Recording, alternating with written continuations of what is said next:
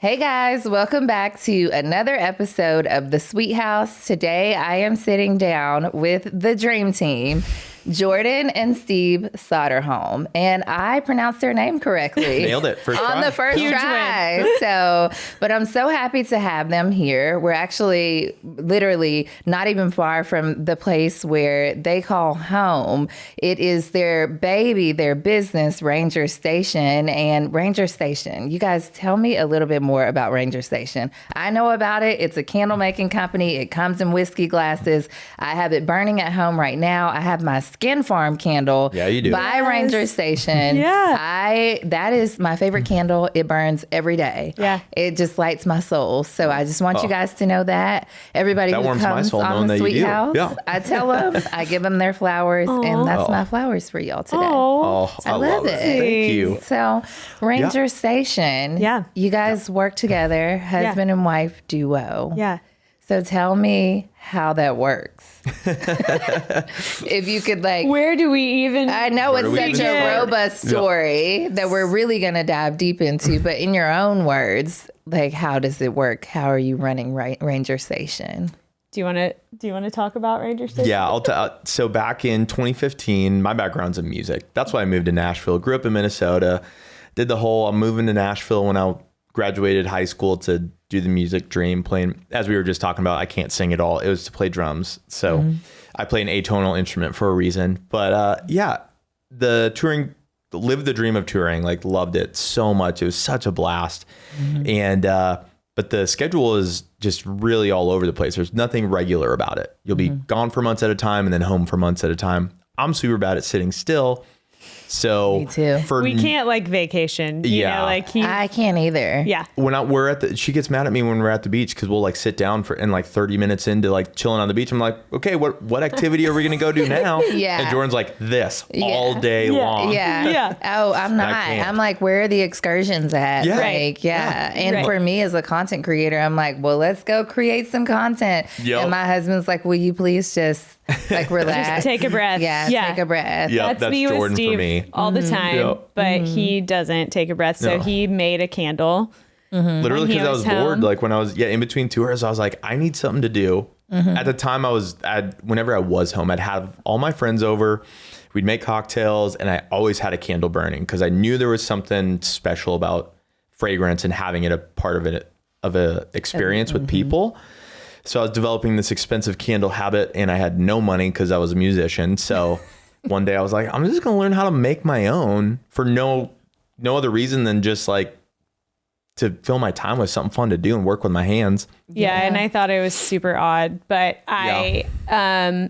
we were in this time in Nashville when it was way smaller and we were young and everyone was kind of doing these crazy jobs. I was a wardrobe stylist at that time and my parents were like, what do you do? I'm waking up at 5 a.m. to go on a sunset or sunrise shoot, my parents are like, great. It was that way for me I graduated in 2011 and I was a social media manager for First Tennessee, which is now known as First Horizon. Right. And people would say, you do what again? I feel like that was the cusp of all of these new jobs like social media and wardrobe stylists and musicians being able to just be musicians or just make a candle. It's we started the creative boom. Yeah. And I think millennials are killing it at the creative boom. It was so cool. It was a really cool time because everyone was doing these weird things. And just not normal. Non-traditional. And so, it did feel very normal that Steve suddenly was a candle maker. And it didn't feel crazy. It was special to Nashville, I think. And I think Nashville's retained that. But I never felt like what I was doing, being a musician or starting a candle company with fragrances and everything. None of it ever felt crazy because I was surrounded by people doing even crazier things that I was like, oh yeah, why not? Yeah, why not? But fast forward to now and we're like, people are like, what do you do? And we're like, we're in the fragrance industry. I'm like, how niche and crazy is that? It kind of baffles me now because who sets out to be in the fragrance industry? It's so wild. But we had started dating. We had just started dating when he poured that candle. Mm-hmm. And That first so, one. and I was working with, Is this the one that you made for her? No, that came later. Yeah. Yeah. but I was working with my friend Lauren Ledbetter, and she is an amazing designer. And so she designed branding for him. I built his website. It was this whole thing. And, but we've always, like, a big part of our relationship is we like just dreaming together. And it's probably a challenge to us now to like stay grounded where we are for a second and appreciate that. But we love kind of like, you know, thinking about where we could go with something. And so that's what we did with Ranger Station. And I think it's kind of baffling. Yeah. No, Yeah. I think it's baffling and beautiful at the same time. And I say that because here you were looking for something to do, and your something to do needed someone to do it with you. And so then 100%. the two of you marry this idea, and then it births Ranger Station. Yeah. They also have a band, you guys. The We do band. not have a band. They don't really have a band, but anybody with kids knows that you got a Yes, band. We do. Yes, we do. We bring it everywhere. Yep. They bring it everywhere. So they have 2 kids on top of managing Ranger Station. Ranger Station is in 12 South, which is a booming neighborhood in Nashville.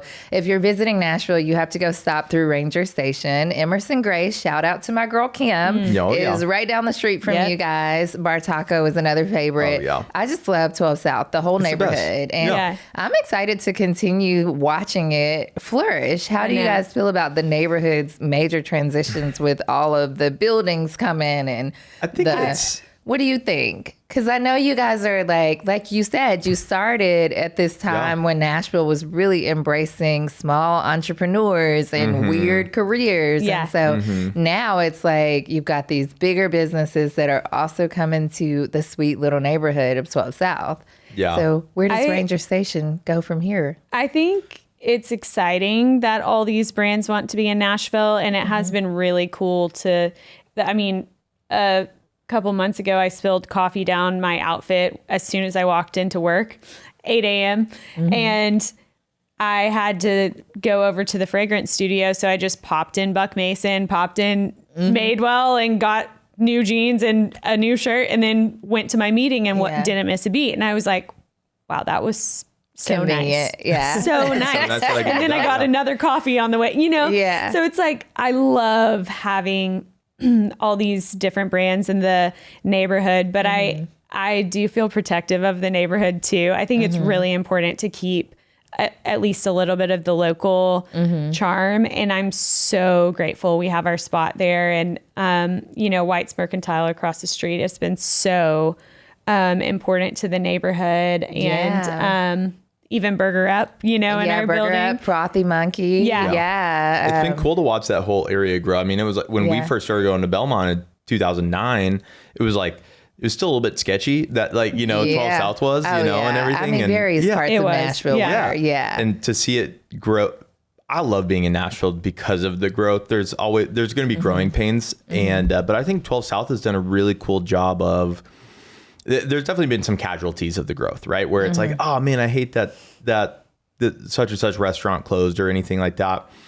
But I feel like 12 South's done a good job of, it still feels local, and It we're definitely even does, our space, our landlord's awesome. And, he's like, I always want a local brand in my space. And I'm like, Yeah. So yeah, I think it's done a cool job of that. Places like Burger Up that have literally been there forever. We had Burger Up in East for a little bit, but the tornado took it away from Casualty us. of the tornado. So tough. Yeah. I'm like, man, global warming. I know. Come on, tornadoes. All right, Yeah. leave us alone. And the hurricanes, I'm like, what's happening out Man, here? Yep. It's wild. Yeah. So, but I did want to go back to even talking about the fact that you guys opened this location almost, has it been 2 years yet? It's been a year and a half, just over a year, almost a year and a half. What made you want to open a brick and mortar location after coming through what we all went through in 2020? Yeah. Were you scared? Yes. But shout out to AJ Capital. They're, based here in Nashville. we had a good friend over at AJ Capital that they in Wedgwood, Houston, they had a building that was going to sit empty for a couple of years until they built it out and did some restaurant stuff with it. So they had this idea to turn it into a, they called it the May Hosiery Co-op, but there was how many businesses were there in there? Maybe 10? Yeah. Yeah. There's like 10 businesses in there. Shout out to Laura Alexander who did, she was like, hey, the next mayor of Nashville. Yeah. I want y'all to have a space here. And we were like, sure. And it was no pressure for us because it was just shelves.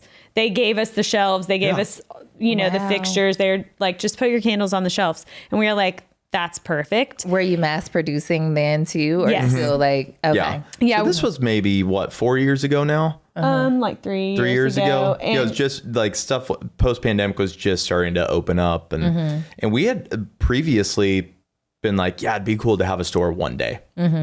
But we had never done anything in that space, like of our own retail shop. So it was kind of always like in the future, one day this would be great. And then this opportunity happened that we literally couldn't say no to. And it just ended up being super fun. And like actually it gave us the confidence to say yes to 12 South. So we were not scared actually opening 12 South. I felt very confident because, I feel confident in our products. We're not just selling stuff to make money. And so I think that's a big difference in our business. Like I really believe if you like fragrance and you pick up one of our scents, like you're going to find something that you like in Ranger Station. So we felt really confident and, it really has been a really cool move it's given the brand legs, like, and kind of made it a reality for people because you made it into an experience for sure. Yeah. Right. Like I really had this, drive to make it feel really special and welcoming. And I mean, it sounds really cheesy, but we kind of thought of it as an extension of our home. 'Cause I'm like, I mean, it is a little extension of us. So when you walk in, I want people to just feel like, if you need to grab a quick gift and not talk to anyone, that's totally fine. But if you're visiting Nashville for the first time ever and you want to know what to do, like I want people to be like, I just had the best experience with Easton at 12 South. And that's what's happened. It really feels like a neighborhood, little spot, It really does. Yeah. Do you foresee it growing into this huge franchise? I think I don't think franchise, but I think it's definitely, we're already talking about opening up some more stores, and it's especially being in fragrance where the fragrance world is so awesome and also very hard in that like we live in a very digital world, but fragrance will always be analog. There's no way it can be digitized, which job security, which is amazing. And also it's just doing things in person.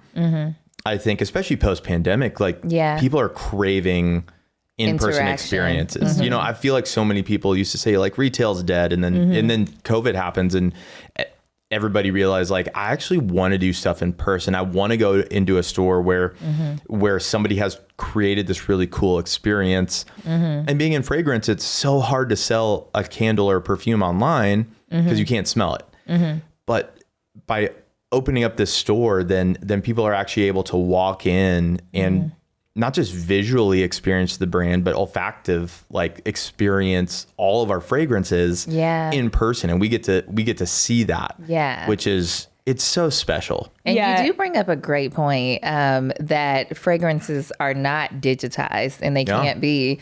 And so when I hear people say that social media is a highlight reel, I beg to differ because you can't taste, you can't smell, you can't have these experiences. And I just feel like life brings me so much more to embrace than social media ever can or will. So, and as an influencer, I love creating content and posting it online, but I still just don't get what I'm going to get in real life. And so it is a cool thing that you even know that about your business, that you will forever have a sustainable business because it's offering people something. Like I said, the Skin Farm candle lights up my house. Like when we have guests over, they say, your home is in our home. Yeah. And so it's really cool that you guys have created this extension of your home, as you said, Jordan. Yeah. And I love it. I'm grateful. Yeah. Thank you. For making that candle on your break. Yeah.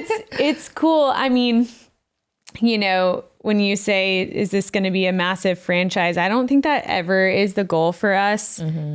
Not that we don't want to grow, because we definitely do, but we, you know, we're really thinking about and talking about how do we, even if we have stores in 5 different cities in the US or 10 different cities, how do we make it still feel like an extension of our home a little bit? Or, you know, like, I just don't want to plant stores in cities and people are like, what is that? Or why is that there? You know, I still want it to feel really special. So we're talking through how to do that. We don't fully know yet, but And we love, like, something we always say is, like, if it's worth doing well, and we want to grow sustainably.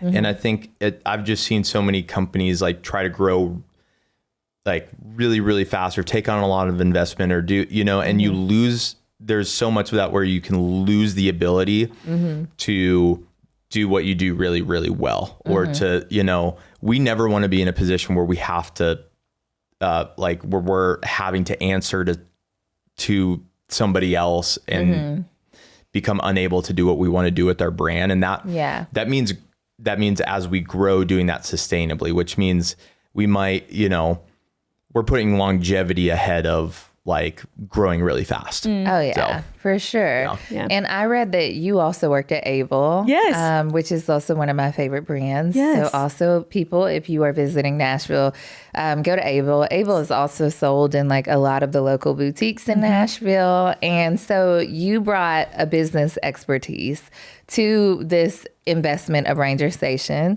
So speaking of investments, when we talk about it, because you are the creator, and then she brought this business expertise. And so who else did you involve as stakeholders to really get the brand off the ground? That's a great question. And you know what's really funny is I do bring a certain business expertise and he brings a certain creativity, but there are some business things that are tough for me and he just runs it and vice versa, you know, like Life's about balance. Yeah, we balance each other well, but stakeholders getting it off the ground. We have a business coach who has been really vital to us because From the beginning or recently? He didn't come on right away, but it was like once we were a few years in and we're decided that we're really going to give this thing a shot, we brought him on board and he's just been, To be honest, in the beginning, Steve was just grinding. I mean, he was just, we were, you know, putting together boxes in our living room for, you know, a Christmas delivery. It was that. And Steve's, you know, going to a studio and pouring candles at 10 p.m. and I'm bringing him takeout and a beer. Like that was actually happening. And that happened for a couple years probably. And, but he always had this, you know, because I was at Able and he was doing Ranger Station, we were both going to trade shows. So we were going to the same shows and that was really fun for us because we got to do a lot of traveling. And so we're in New York, we're in Atlanta, and Steve, you know, ends the day and he's like, oh my gosh, you know, it's so crazy. Guess who I met today? I met the buyer from, you know, Nordstrom or Anthropologie or whatever. And I'm like, where did you find them? Like everyone there is trying to find those people. Yeah. And they just come to Steve and like flock to him. They gravitate to it. Yeah. So I just in our tiny little booth in the back dark corner of the trade show. So I just kept being like, Steve, there's something with this business. Like you really need to pay attention to this. And so, you know, fast forward a couple years, we got a business coach because Steve would be asking me, like we would be laying in bed 10 p.m. and like I'm bad at leaving work at work. He's like, comes everywhere with me. I've got to pay. I love that though. Yeah. And I love your transparency about, I'm loving this pillow talk conversation. Yeah. Because you guys work together as husband and wife and also as parents. You have many roles that you're all sharing. Y'all are jugglers. Like You have to be. We're You have to be. So, But we do balance each other so well. Yeah. But we had to, He would be like, hey, I've got to pay $60,000 for something tomorrow. Do you think that's okay? And I'm like, do you think our business is going to survive? you know, I'm like, I have no idea. Like, or it's like, it's 10:30 on a Tuesday and I'm half asleep. Like, what are you talking about? Please don't ask me this. Don't ask me that. I just made dinner and put the kids to bed. Yeah, I can't right now. Yes. So our business coach came in and he almost acts as like, I don't want to say a referee because we're not, we don't go against each other. He's a great sounding board for us. But he's a great sounding board for us. And he's been really crucial to us. And then do you feel like you've had any other? I think just Nashville community has been amazing. I mean, our friends were our guinea pigs, right? For sure. But I think it's, when it comes to stakeholders and like really trusted people we brought into the company, we had this crew of people that we kind of mentioned earlier, but this crew of entrepreneurs that I felt like we were surrounded by, whether that, and I considered musicians in that too, but we just had this really cool community of people that were just trying really cool things. And we were kind of all in those trenches together where we were like, hey, let's try this crazy thing that's probably not going to work. Yeah. And we just had this really great community where we'd naturally be hanging out with people and we were just talking through the struggles, but also what was amazing about starting a business and how like people who had a different idea of what success was, right? Because they were like, I just want to do something that I really care about and I really enjoy doing. Yeah. And the worst case scenario is not that I tried and it fails, but that I never try it. And that was just so inspiring to me personally. And I always say Ranger Station would not exist without that community of people in Nashville for sure. So that's an interesting fact to explore, because when we think about digitizing and we talk about how everyone is going to pitch conferences and trying to get investors, sometimes you don't need the investor people. You need a community that's going to ride with you and like weather the storm and like help you figure out which direction to go in. And so you guys, it sounds like your community was more so like what helped you get the business off the ground versus looking for big time investors. Yes. Totally. So what would you say to somebody who has this kitchen business or this bathroom business or whatever, backyard business or whatever, and they're just wanting to get it off the ground? What would you say to somebody who is looking for that community? Like, where do they get plugged in? Do they join the local Chamber of Commerce? Do they join the local Entrepreneur Center? Like, where do you go to find the people? I think there's one thing I'll say is I was actually listening to a podcast the other day, and they were talking about how if you look at all the world's top businesses, every single one has been built so differently. There's not like one way to run a business. So I'd say, first of all, to anybody out there that's listening that has a kitchen business, like, don't feel like there's one way you're supposed to run a business and you got to figure out what that is. Like, be confident in what your gut is telling you. Yeah. And I think that'll lead you to the right people. I think, like in Nashville, we have the Entrepreneur Center. There's so many ways to surround yourself with people. And I think my favorite way that we did it was I just tried to surround myself with the people running the brands that I really loved. And I saw like, oh man, so-and-so is building this really cool clothing brand. I want to spend more time with them, and it's so cool on, whether it's somebody that's just starting out or somebody that's built a multi-million-dollar brand. I have always been very impressed with how willing people are to share their time and expertise. Yeah, I think that is the cool part about Yes. living in Nashville. Nashville was never on my radar. I moved here from Memphis. I've lived in DC. I've lived in Louisville. I've lived in a bunch of other places. And then I grew up in Jackson, Tennessee, the only city between here and Memphis, you guys. Yes. So I grew up either coming to literally the only one down I-40, folks. Yep. Don't stop anywhere else. Keep moving. But coming to both Memphis and Nashville growing up, if I had to choose, I would have gone to Memphis, which is, I mean, one of the reasons why I went to University of Memphis, because Memphis has also always been this artsy city that's thriving, and the food is good, and music and entrepreneurship. See, he knows, y'all. He knows. He knows the music scene. I know the food and the music in I Memphis, could see you trust guys, me. Oh, yeah. Yes, but I could see Ranger Station in Memphis. Yeah. I could see it in Cooper Young neighborhood. Sean, don't you think so? Yeah. Sean's from Memphis, so yeah. But anyways, I'm veering off topic. No, I love it. I'm like, where did We're my taking a brain road go? trip. This is mom brain. When you're, does this happen to you? I have not been well since I've had my first child. Like, my brain has never been the same. No, it's like your brain literally starts veering off to the left, and you're like, okay, steer back this way. Yeah, always. But I think one of the cool parts about coming to Nashville, God placed me in Nashville 8 years ago, and I have met so many cool people doing all these cool things. Even the influencer industry, we started out, I know you guys know Hunter, and then lots of other influencer friends that I have here in Nashville too. We all started out as like OG, we call ourselves the OG bloggers. For sure. Because that's when like blogging was the thing, was the creative, weird That's how career. we met. Yeah.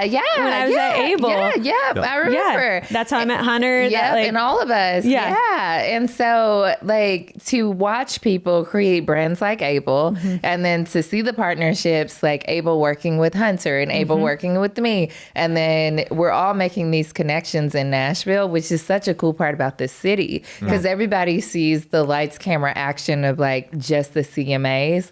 Totally. I'm like, y'all, let's go beyond the Opry curtains. Right. 'Cause Totally. there's so much more here. Yeah. So Yeah. I just like, I want to continue to share that story in Nashville too. Yes. I've literally, I was just traveling, and every time I travel and meet somebody that's either like, oh, you live in Nashville, like I love going to Broadway, you know, or they're like, they're coming to Nashville for the first time. I'm always like, okay, that's great that like you love Broadway, or you're going to go to Broadway, but that's not Nashville, you know, that's Broadway. That's different. Yeah, it's like, Broadway, it's different. Make sure you get outside of Broadway and experience the rest of Nashville too, because if you live here, you don't really ever go to Broadway. So No, you know. I mean, I haven't been to, I think the last time I went to Broadway, I went to Garth Brooks' bar, Friends in Low Places. Oh, yeah. And I had a night out on the Honestly, town. we There you did go. too. Yeah, we did too. Yeah. Was that the last time y'all were on Broadway? Yes. Ooh. And tell me about the wild night out. Oh, it was so we went tame. we went to a show, and there was an after party thing there, and and it was like the whole time we were there, we're like, we can't believe we're out on Broadway right now. Like we took a picture same. like to prove that we were there. Yeah, my husband's in pharmaceutical sales, and they had a conference. I think they had a reception at the Hyatt or something, and then we just walked down to Friends in Low Places, and I was like, "We're out on a school night." Like, Yes.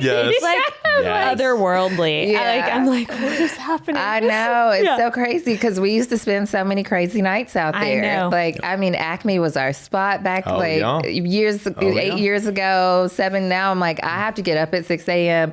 So my child does not care what I did last night. Right. No, Right. definitely Like, we not. got to be up. Yeah, so I'm like, I have to be sparing with my nights out on the town, even Same. on the weekend. I'm just like, how do people do this? Yeah. Our ideal weekend, you know, when it's like when it's like, hey, what are you going to do this weekend? We're like, nothing. Yeah. Right. We're nothing. staying home. We're going to chill with the kids We make and relax. spontaneous and- plans. Yeah. and we- But how do you Yeah. stay at home with the kids is the problem, because I can't stay at home with Rain. She is tornado Rain. Right. Yes, yes. Right. The busier the weekend, it typically goes the better. better. Yeah, Yeah. that's so true. Yeah. I'm just like to the point where I have accepted my own diagnosis of chronic fatigue Yeah. and Yes. chronic joy at the same time. And I'm Same just thing. doing it. Yeah. It's like I get the band together and I'm like, all right, the band is going to Cheekwood tonight. And the band is going to the zoo. We went to the zoo on Sunday afternoon after church. Like I was like, we're not sitting in the house. Yeah. Yes. You gotta go. Yep. Yeah. So it's just constantly. You got to wear them out. Oh, you gotta wear those kids You out. got to wear them out. But you also have to find your silver lining of parenthood. And so the way that I do that is I find things that I'm also going to enjoy. I have to, because I don't want to wish these years away because I'm like, or wish the moments away because I'm like, oh, I'm exhausted. Let me get some coffee and just like bear this out. Now, of course, as parents, we do have those moments, but I try to make majority of them something like Alex and I literally try to find things that all three of us are going to enjoy. Yes. So that's so wise. And I think, that's such great advice because it's like, it is crazy, but like we are the parents, the leaders of the family unit. So it's like, we can control that a little bit by like choosing something that we all like to do or whatever that looks like. And that's also something cool about Nashville is that we are getting more that parents like to do too. So TPAC just had Bluey this past weekend. Oh, so fun. I've never regretted missing something more. I'm like, I know. Tell me next time Bluey comes because I didn't know. Well, TPAC did Bluey last year and then it was like sold out in minutes and like it was amazing. And then they brought Bluey back again this past weekend. We missed it because we just had a busy weekend. Yeah. But they are doing Sesame Street Live coming up here soon. Okay. And I think it's November 3rd. I don't quote me. Okay. I don't know. Y'all probably need to cut that because I don't know. I'm almost positive it's November 3rd, but if it's not, then you know. Yeah. But there's just constantly like stuff going on too. Totally. Like, but I feel like you don't hear about everything because there is just not enough room for everybody to like keep up with everything going on in Nashville. Yeah. Yes. In a growing city, it's impossible. Yeah. Everybody's like, have you been to this new restaurant? I'm like, I've never even heard of that new restaurant. Yeah. We're going to the same place we've been going for 10 years. Yeah. Speaking of new restaurants and small businesses in Nashville, a lot of small businesses, specifically restaurants, have had to close because they can't afford the rent because the city is bustling. And so I don't know if you guys know anybody in 12 South or have talked to other business owners in your community who face that kind of stuff, but what are your thoughts on it? It's really tough for me. I keep asking them questions that require like hour-long conversations. I know. No, this is one that we talk about often actually. Yeah. I really don't like that. I'm so grateful for the growth in Nashville and it has been really cool in so many ways, but I really would like to find a way to keep some of these like special Nashville gems because if not, we're going to lose our character. And there's a Nashville business that I absolutely adore that, they're going to be, White's Mercantile. They're not going to be able to be in their building starting next year. The one in 12 South. And they're right across the street to from develop us. That. So, and I am absolutely devastated. I took it so personally. And when I found out, I was sitting at my desk. I just kept like, Steve's like, what is wrong? Like, are the kids okay? I'm like, no, I just keep thinking about White's. And I haven't talked to Holly or anyone there, but some of our team has. And I think those types of businesses are what make Nashville unique. And so I don't know what to do to fix it. Yeah. But I care about them so much and it kind of kills me. Yeah. It's a hard one. Yeah. Yeah. I think it's just important to, like our landlord, he specifically wants a business like ours to be in that space. And it's maybe a little bit more risky for him. He might have a little more turnover. But, I think it's so wise of him because he's lived in the neighborhood for 30 years or something, and he's like, I think that is why I love this place. Getting in was good. Yeah. I know. Yeah. He cares about that part of town and he wants to preserve that. And I think it takes people that are willing to do that, so and being in a growing city can be there's definitely growing pains like that where you're just like, man, there's some casualties that are not enjoyable. I think it's important to remember too that, you know, we are in a city, so we can pop out and grab a gift instead of ordering something on Amazon, which I am guilty of. But I live on Amazon part-time. Yeah. I know. But I'm like, you know, we live on the west side of Nashville, and I'm like, I can pop over to Magpies and get something way cuter for my friends than ordering something from, I don't know, Target, whatever. And we got white there's meat, just sentimental value to supporting local businesses. So true. So and being able to provide somebody with a Nashville experience through a local artifact is such a blessing. Yeah. It's like a bit of Southern charm. We just are fairies down here, and we just go like this.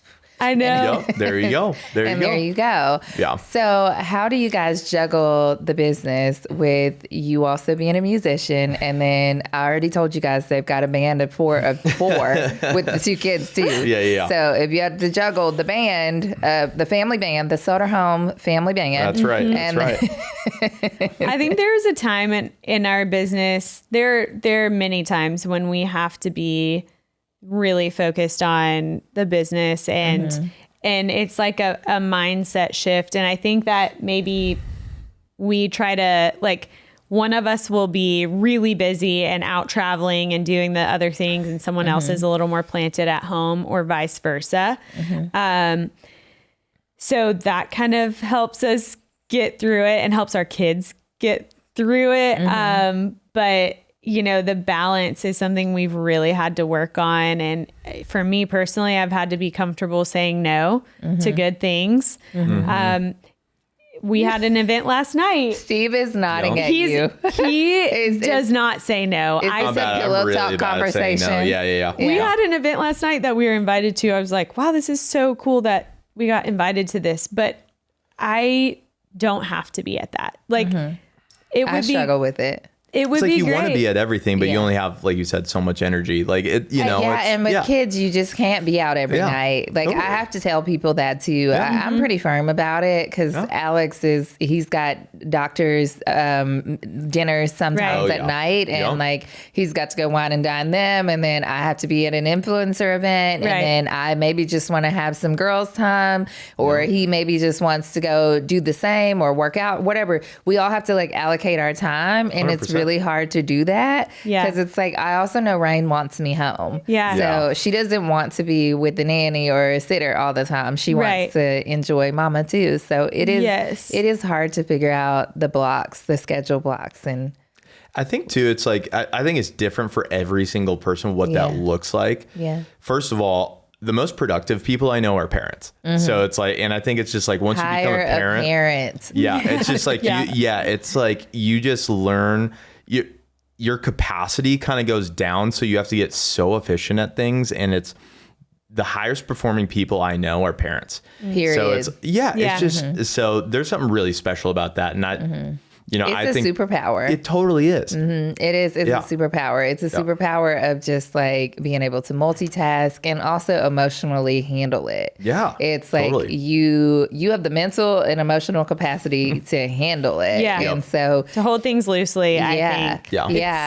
I didn't have that before I became a mom. Me neither. I really don't. People ask me all the time, well, how do you do it? And I'm like, well, I have no idea, but it gets done. Totally. It gets done. Like the trunk or treat is scheduled and it is done for next week. So we're going to be in costume. We're going to make this happen. I also have some meetings and it's going to happen. It gets done. It somehow does. And like if we need to tweak some things, then we also adapt well as parents. And so I feel like, balancing it is so important because I think it's something we talk about, and every season is different too. It's not every day is different, truly, but there's making sure that we are like investing in our children makes us better when we go to be business leaders, and being invested in our business makes us like really fills us up to be able to be really good parents. You know, as long as we're following our gut and being really thoughtful about how we spend our time, to be the best version of ourselves. Like that's what makes us show up in a way, like whether that's for our business or our kids or each other. Like we have to make sure that we're taking care of, you know, ourselves and spending our time in the ways that really fill us up. And that means spending time with the kids. That means spending time at work. That means spending time with each other. Yeah. I think we're also learning too that, you know, not everything has to be done by us. Yeah. And we have an incredible team that we work with, and it would be so much more empowering for us to invite someone else to go to that event on behalf of Ranger Station than us being the ones to always be the face. Because the reality is we have an awesome team, and we want them to kind of experience more things too. So we have a lot of thoughts on this. This is I know. We're going to have to do part 2. Yeah. Just on parenting. I even when I always come up with questions just so people know. My handy dandy questions. I had 25 questions for them. After researching them, I do in-depth research of every guest that sits in these chairs. Yeah. But I just I tend to not even go off of the questions. I tend to just have like enriching conversations like this because it just flows. Yeah. But then I find myself mapping it out. I'm like, oh, well, we could have gone down the parent aisle a little longer or whatever. So yeah, there's just so much to talk about. Yeah. But I do want to go back to you as a drummer and a musician. And as a parent, when do you invest in your child's talents? And like, how old were you when you started drumming? I don't even know how old I was. I remember growing up, like riding in the car, listening to music, thinking to myself that I really wanted to play drums. And my parents and grandparents were always really amazing about. I always had to be doing something and involved in something, but it was up to me on what that was. So I always loved music. I remember my grandparents getting me this tiny little little kid's drum set when I was super young, and you know, my mom helped me out. Like what, you know, I remember when like she helped me buy my first drum set, and so yeah, like with our kids, it's like you know, as a parent, it's that they get the stuff that they get really into it, and you can see that. And for our kids, I think it's going to be like, I want them to be invested in something and working towards something, but I want to leave it up to them on what it is. And hopefully one of them wants to play drums, you know. It's going to be a loud household if it is, but you know. Well, the band is already in motion. That's right. So. I think it's about just showing them different possibilities. Like I think about our kids with Steve right now. On the weekends, this is gonna make him sound so nerdy, but he has one of those like big Lego things. Like yes, it's the Millennium huge. Falcon, the biggest Lego set. And so on the weekends, he will go downstairs to our basement and like play with the Legos, and our kids think that's so cool. They'll get their Legos out alongside of him. So it's like modeling these things, or Steve goes downstairs and he works on music. Yeah. And our kids bring their instruments and they participate. Yes. Yeah, they totally or do. I go outside and I garden and they get their shovels. And so I think modeling possibilities for them, even us, like we're book nerds too. So on Saturday mornings, we'll get everyone a stack of books and we'll all like kind of look at our books for a little bit, whatever. But showing them how big the world is and how many options, I think that's really important at the age our kids are at. Do they travel with you guys? Some, yeah. Yeah, it depends on where we're going. It depends on what the trip is, for sure. Traveling with kids is a whole nother podcast. Yeah. It totally is, because we travel for business a lot, and it's better for us to be super on and then to get back home and be super on versus us trying to split our time. Yeah. We'll do family trips quite a bit though. Yeah. We take shorter, more concise trips. Yeah. Yeah. Without them. And so I ask you that question because I think a lot of parents are trying to figure out how do we support our children in whatever their dreams are. Yeah. Because the millennial generation, as we've said, kind of created these job titles and we created these careers for ourselves. Like nobody necessarily told me to get into social media, or you a stylist, or you Or new things, a musician or a candle maker. Yeah. I feel like someone should write a book about millennials and us just like creating what our workforce was going to look like. And so with this next group of little people, I'm wondering, even as a parent, like, how do we invest in them? I'm going to actually start Rain in ballet. She's going to start in ballet next month. Oh so my gosh. I'm That is so gonna be excited. adorable. Yeah, Yes. I'm excited. But she also has Mariah Carey whistle tones. And so There you go. Everyone in my family can sing. I also come from a music family. My sister's a musician, Valerie June. I don't know if you've ever my gosh. heard of her, but she's Grammy nominated and So incredible. But Rain just all of a sudden is walking around the house like doing these Mariah Carey whistle tones, and that is the talent. I'm like, Yeah. that is not a Lean into scream. that. Yep. Yeah. So Whoa. yeah. So I think she's gonna be a singer, and she There you go. enjoys the heels and the makeup. And I'm like, where did you get this stuff? You're too like, Yeah.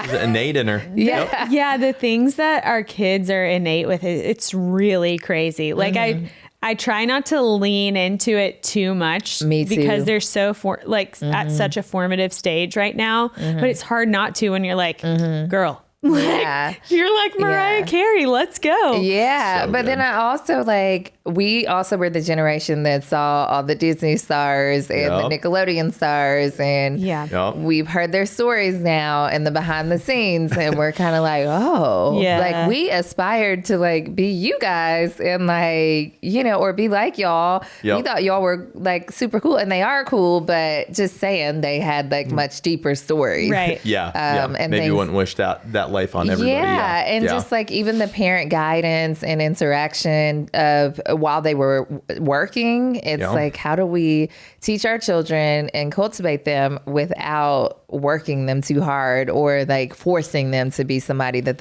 who they aren't. So Yeah. I'm at that phase. So Totally. I Yeah. appreciate your advice. That's Well, good I advice. was listening to something the other day, and I remember it's like these studies have come out where it's like you're not like making sure that your kids are doing like multiplication, like all this stuff, like baby Einstein stuff. It's like Yeah. that stuff. It doesn't really make that big of a difference. Like what makes a difference is that they're out in the world socializing and learning new things, no matter for what sure. that is. You Yeah. know, it could be chess, it could be hockey, it could be, you know, whatever it is. Yeah. As long as they're out in the world experiencing that and learning just how to be a person and how to push boundaries. So I think I hope that's music for our kids, because I love music, or fragrance, or, you know, If you had to pick one, which one? I'd love for them to get in fragrance, because then they get to, then they'll get to sleep in their own bed every night.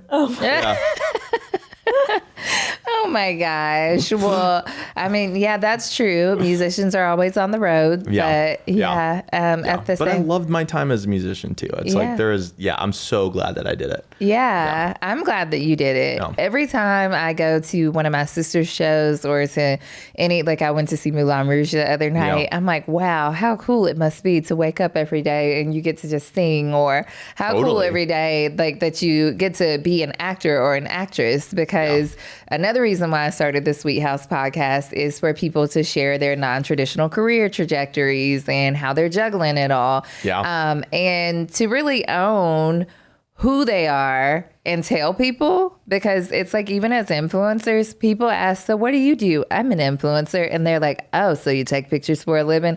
I'm like, it's much more complex than that. Totally.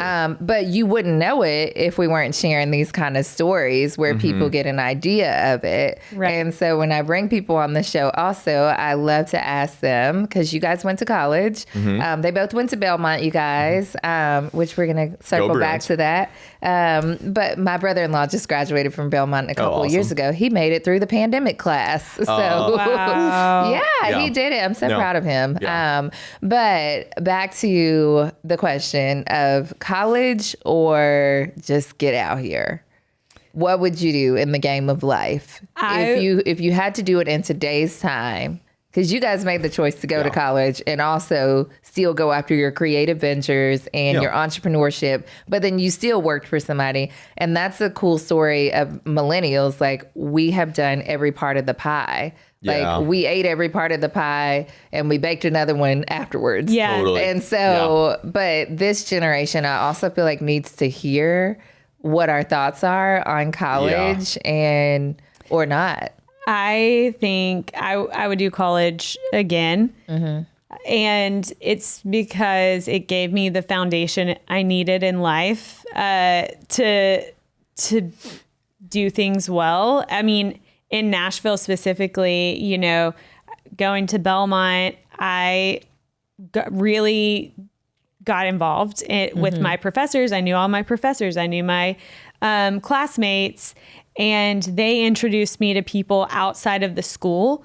So by the time I graduated from Belmont, I had a complete community that was living in Nashville, established in Nashville. And that was really important for me. That made Nashville small in the best way. And those people are still, I mean, you have a similar story, not to speak for you, but those people are still a big part of what we do. Yeah. And so I think that was really, really important. And just to have that like sweet time where you can try things and there's way less pressure because you're in college. I'm not good at that in between. I think college is like an in between time. It's an incubator. Yes. Totally. Yeah. And I'm totally really is. not good at doing that. Yeah. I'm either going or I'm chill. And so in college, I was just going. I worked full time for Able. Yeah. I was the first employee at Able. Yeah. The first full time employee.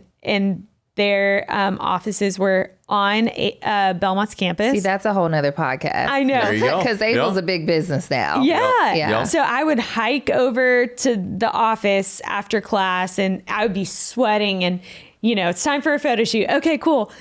So anyways, that was just really formative for me because I learned how to kind of take control of my life, my finances, my work, what I wanted to do, my community. I built something that was my own. And then when I was done with college, I had all that and I could start into work and I had a great foundation. Yeah. Yeah. I'd say something similar. I would still go to college, and it's back to even what I was saying with our kids is it's less about, for me, college was less about what I was learning in class and more, which was important stuff, but it was more about like learning how to learn and learning how to be an adult and how to do life on my own and how to do things with other people. So I think it's like, you know, I know there's conversations around what is the education system going to turn into, because we can all go on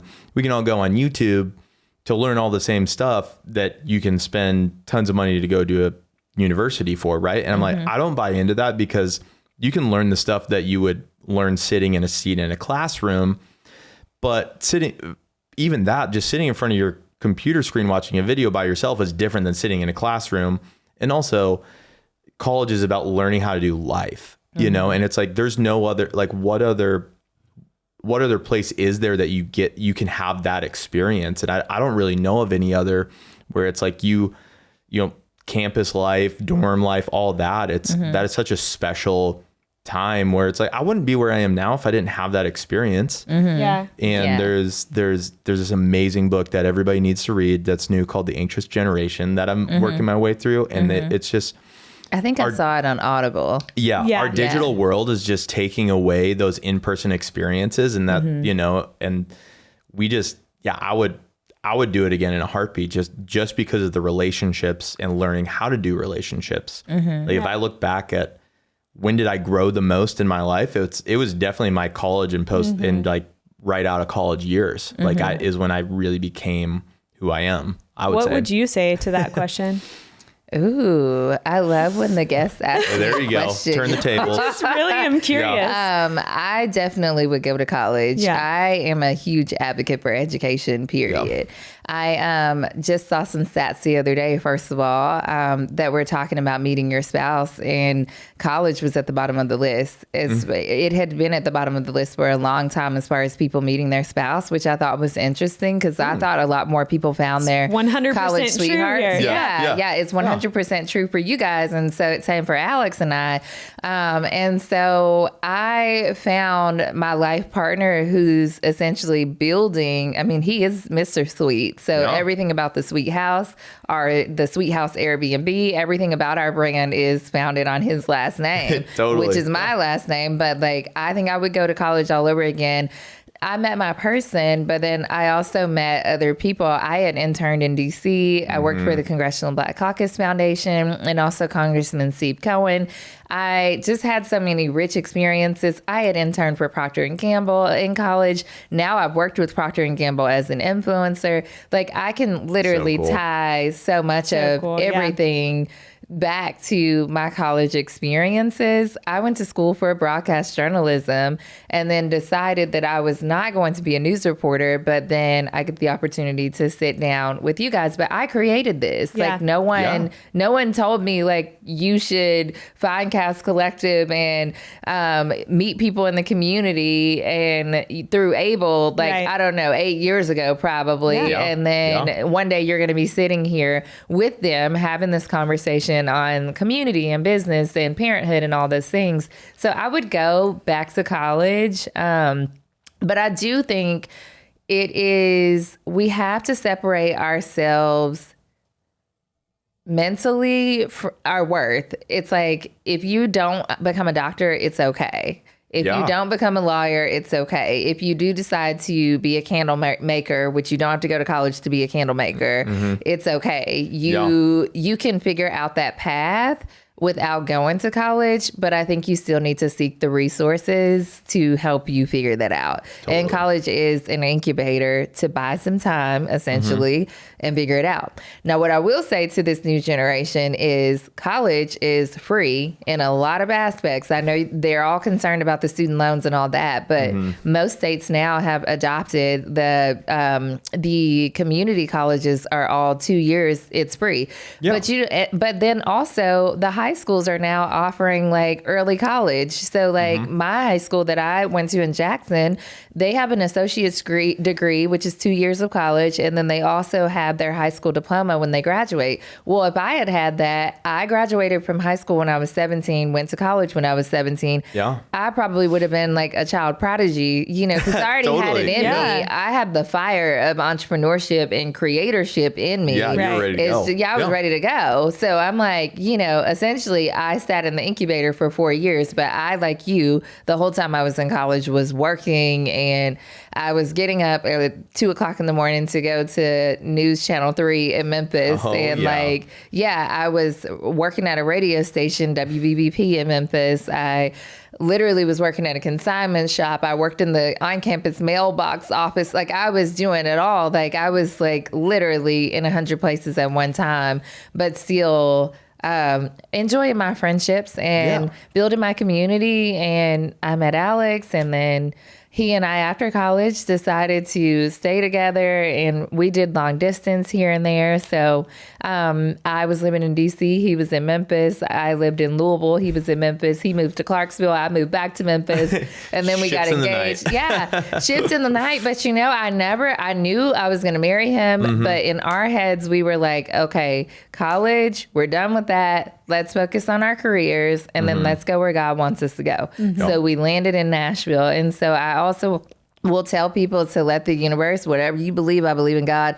But I'm like, if y'all believe in the universe, then let the universe tell you like whatever, where you need to be. You do have to do something. Totally. I do think God orders steps and directs everything. Like I think he guides us so well with our guts and our, it's just like, when we're just like, especially when you got to like take a big risk or something or for sure. Yeah, no, 100%. Like, I think back to even college, Alex ran track in college. So I didn't even know he exists for 3 years. Like, because I was busy on campus. I was like in leadership roles. I was president of this and running for SGA president. That was Jordan. All these things. Yeah. That totally was. Yeah. Yes, it was. Yeah. Yes, it was. I was doing all the things. Yeah. So had we never gone to college, had we both pledged our sorority and fraternity that semester, had we both not pledged, we never would have met each other. There's just so many things that like God ordained. Yep. So I'm those like, steps where you're like, oh yeah, you look back and you're like, oh wow. Yeah. I met my people in college. You see those fingerprints. Yeah. And going back to your question of,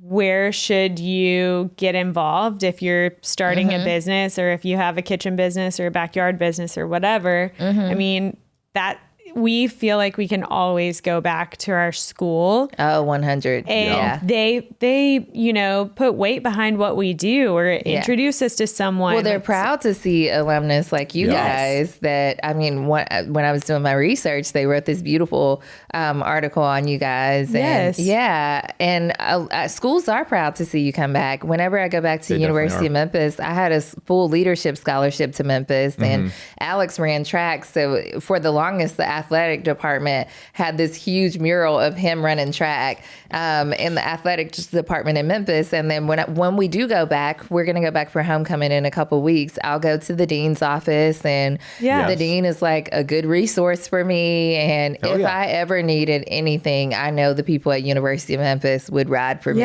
So it's like they know me because of the work and the effort that I put in on campus and in the city. So, and even when it comes to building true influence, like we talk about this digital era, like I am not a traditional influencer. I did not build my audience on the internet. I built my audience in real life, and my people are in Memphis and they're in Nashville and they're in Louisville and they're in DC. They're where I've been, and I've like just gotten out and really gotten to know people. So I don't know. I'm still a proponent for in-person experiences, party people. So that's my answer. Experience life. Yeah, it's better in person. But I'm not gonna shame people who don't want to go to college. My husband was first generation college graduate. My mom actually went to college. My entire family on my mom's side of the family is highly educated and doing miraculous things. And then my dad's side of the family, my dad didn't go to college, but he became a general contractor and in West Tennessee he built law offices downtown Nashville and like he was building all kinds of stuff in Jackson, surrounding areas. So he still had a legacy of hard work and, entrepreneurship. So he also was a music promoter. There you go. So that's fun. Just go, everybody out there, just go into music for a second and it'll lead you to whatever the next thing is, whether it's contracting or candles or whatever like I will it is. say, like, if he had it his way, my dad's passed now. He passed in 2016. But if he had it his way, I think he would have been a full-time music promoter. He had to provide for my mom and 5 kids. And so then there's that choice. Yeah, there's a band. And it's like, well,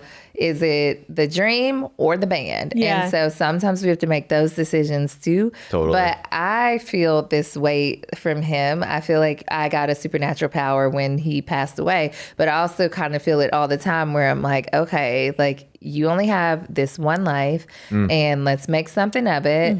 And who cares if people don't understand what your job title is? Who cares if people don't understand what you're doing? Just do it and see what happens. And so here I am, just doing it. You're I'm doing not the news reporter I went to school for. And I'm just out here. I'm making it up as I go.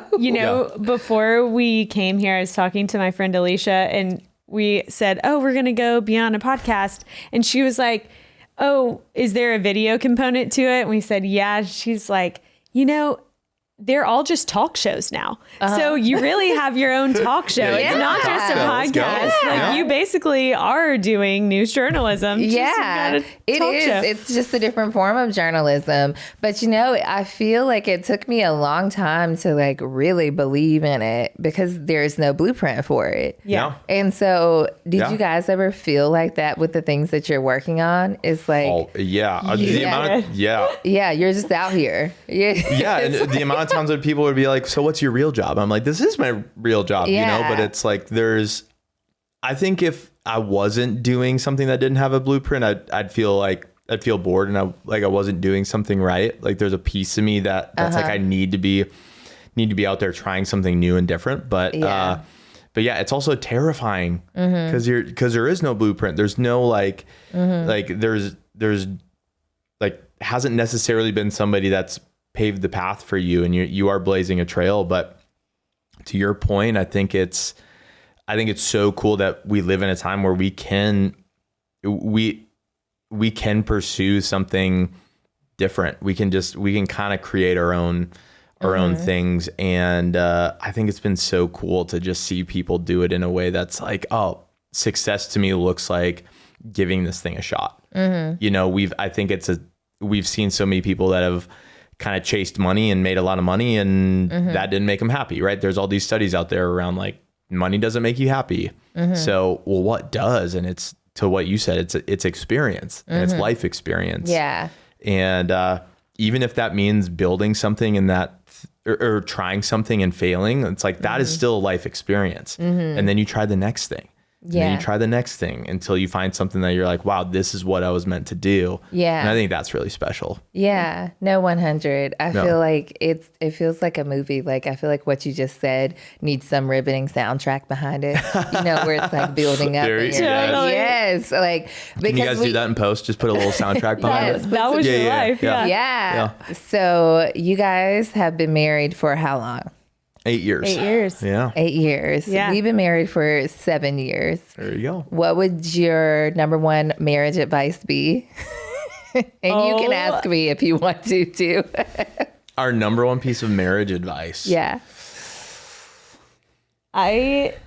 We've learned so much. I mean, we talk about in our business, like we're building the plane while we're flying it. Yeah. I think that's a bit with us too, but I don't know, Steve, what's yours? Something that we always say is like you should travel internationally before you get married. We did that, which was amazing. You should always, because the best and worst of each of you will come out when you are traveling internationally for sure.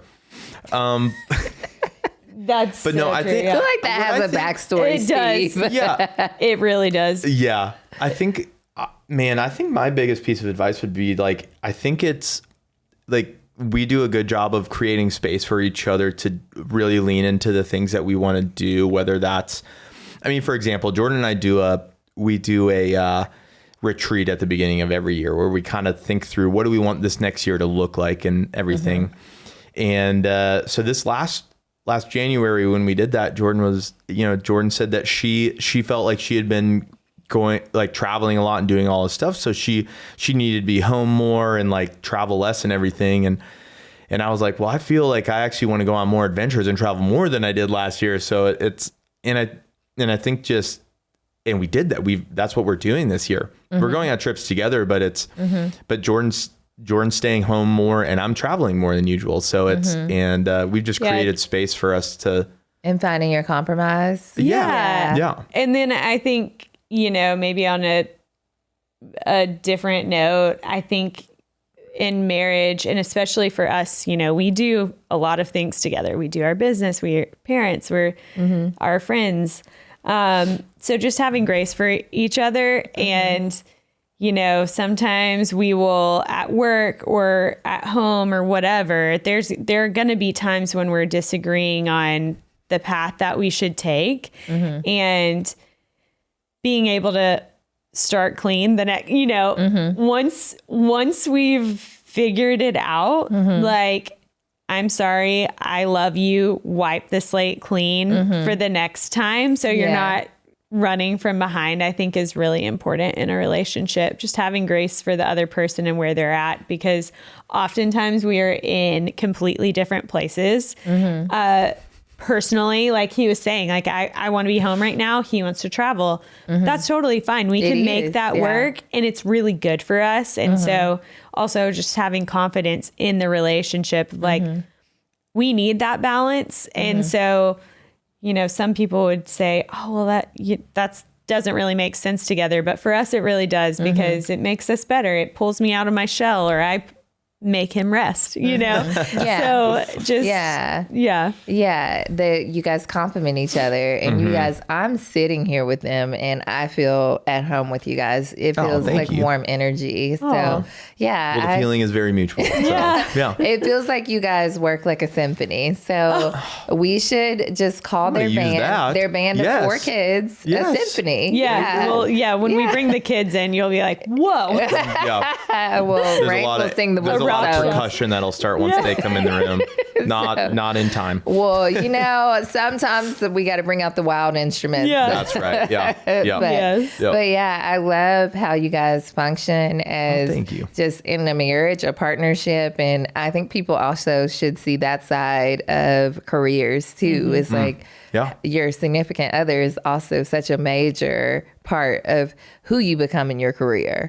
So I ask Alex everything. I'm like, should I do X, Y, and Z? What time should we do X, Y, and Z? What do you think about these people? He's also a podcaster. He's got a very successful sports podcast. I love it. And they're killing it. They've got like 500,000 followers across TikTok, YouTube, and that's so cool. So it is. It's really cool to watch him also hone what he's doing outside of his traditional job, 9 to 5 work.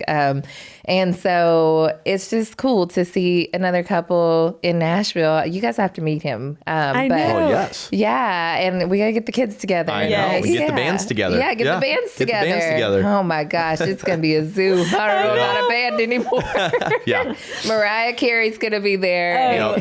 And then, I don't know what we'll be bringing to the table, but it'll be good. But so you guys, we've talked about entrepreneurship. We've talked about college. We've talked about your business in your own words. We've talked about like your individual journeys. We've talked about so much that we could have talked about even longer.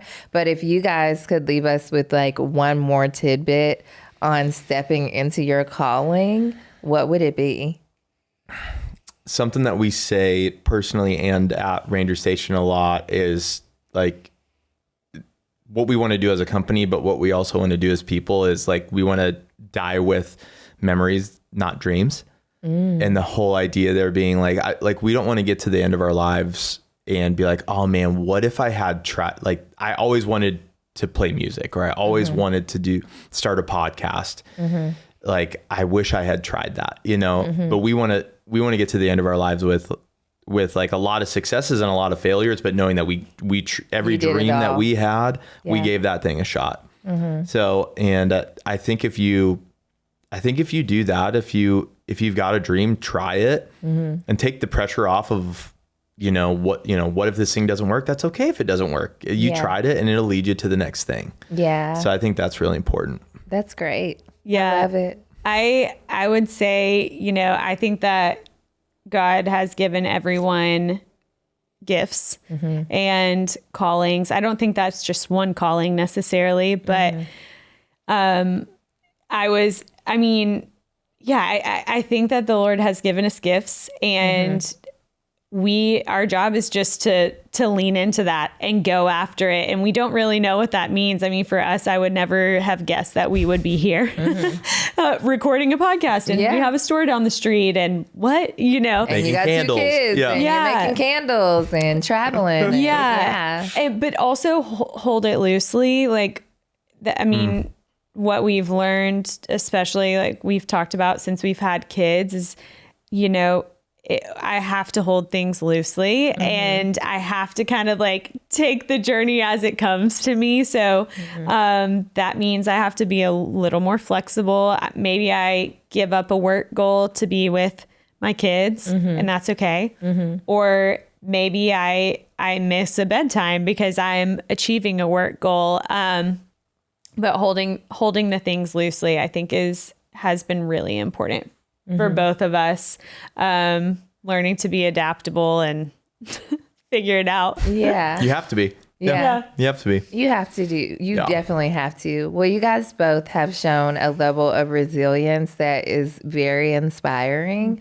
The fact that you are paving a way in the fragrance industry, and also as a mom, I'm going to give you your flowers, because I know it's not even remotely easy. And I want you to know that everything you're doing, from the first employee at Able, I'm actually wearing an Able ring. I know. I was sitting here playing with it, and I was like, oh, yeah, this is Able too. Yeah. But I just, like, there would be no ring had it not been for you sacrificing your time while you were in college to truck it across campus sweating to become who you are now, to become Jordan. And so the band wouldn't be here if it weren't for, like, you, the children, and all of it. And who knows what they're going to do. So, especially with magnificent parents like you guys. So I just want to say thank you for pouring into me. I always love that. I started this podcast to, like, share you guys' journeys, but I always leave feeling full and warm too. So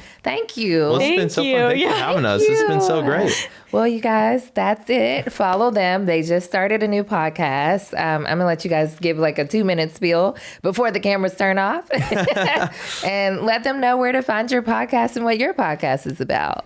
Yeah, so you can find us at Ranger Station, obviously. And then our podcast is called Foregone Frontiers. And we are talking to people similar to you and to us who are building a life a little bit differently, doing things a bit different than normal. So. Yeah, blazing trail, going the road less traveled, like taking the route with no blueprint. Yeah, so you can find us on Spotify, on Instagram, all the things. I feel so silly being like and comment and do all the things every day. But please do that. Please do Subscribe. all of that, because that is what helps us have sustainable businesses. And it's so true. I think it was Robert Frost's poem, "Two roads diverged in yellow wood, and sorry I could not travel both, but be one traveler."